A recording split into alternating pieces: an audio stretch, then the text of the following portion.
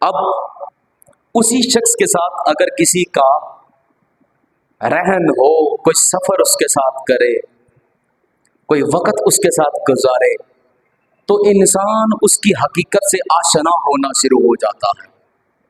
انسان کو یہ ریئلائز ہونا شروع ہو جاتا ہے کہ یہ انسان کس نیچر کا مالک ہے، کس طبیعت کا مالک ہے۔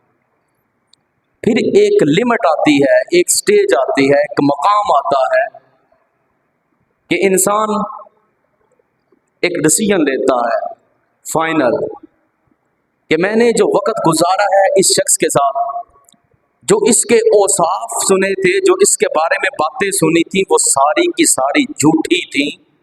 یہ شخص ذاتی حیثیت سے بہت بڑا ملعون یا منافق ہے۔ مختلف کیٹاگریز ہوتی ہیں انسان کی۔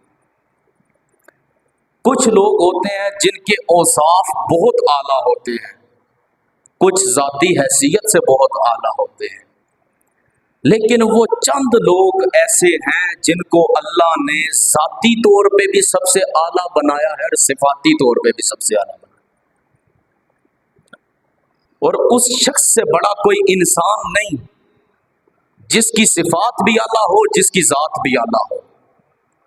اور صفات و ذات کو اعلیٰ بنانے کے لیے انسان کو بڑی محنت کرنی پڑتی ہے۔ میں آپ کے سامنے تقریر کروں، نمازیں پڑھوں، تلقین کروں، وعظ کروں، لیکن میرے شب و روز گناہوں کی دلدل میں دھنستا چلا جاؤں اور گناہوں میں بسر ہوں، میرے وعظ کرنے کا کوئی فائدہ نہیں۔